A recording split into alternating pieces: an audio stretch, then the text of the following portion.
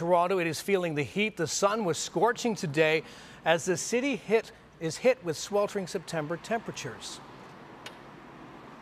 It's the time of the year many homes switch off their air conditioners and turn on their furnaces.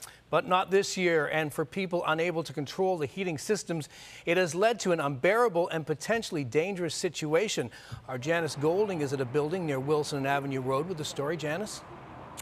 Austin, this is an 8-story building, and as you can imagine, the higher up you get, the hotter it gets. So many of the units have their doors open, and we've spoken to many residents who've headed to local malls to cool down.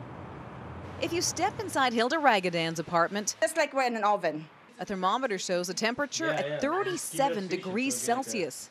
It's very, very uncomfortable. My son, look at that. I'm just, what I do is just wet this face cloth with the really, really cold water and put it in him. It feels like I'm about to explode. The building shut off the air conditioning and turned on the heating system 2 weeks ago to comply with a city bylaw that requires landlords keep a minimum temperature of 21 degrees Celsius between September 15th and June 1st. On September 15th, the law requires that we be in a position to be capable of heating.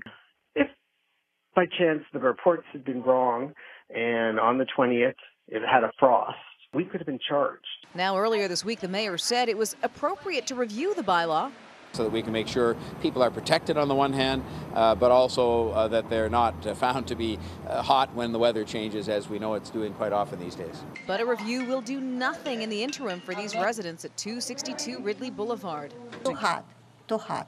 It's unbelievable hot. I sleep all night with open door. It's terrible. I have a problem breathing. I have COPD, asthma, I have oxygen tank in my house, and I am a leukemia patient. Building management says it feels terrible for its residents, and on Thursday it took steps to ensure the cooling will be turned back on tomorrow. In the meantime, they set up a cooling room on the main floor. Turn it on, nothing. There's nothing. And then all they have here for us is just a fan here, and then they say that there's water in the fridge, but there's no water left in the fridge. But with no cold water and no air conditioning available, residents say they're hot under the collar. The local councillor for the area, Kristen Carmichael-Greb, says her office has been reaching out to landlords in Ward 16 today, asking them to turn the air conditioning back on. And she says she hopes landlords will do the right thing. Reporting live, I'm Janice Golding. Now back to Andrea.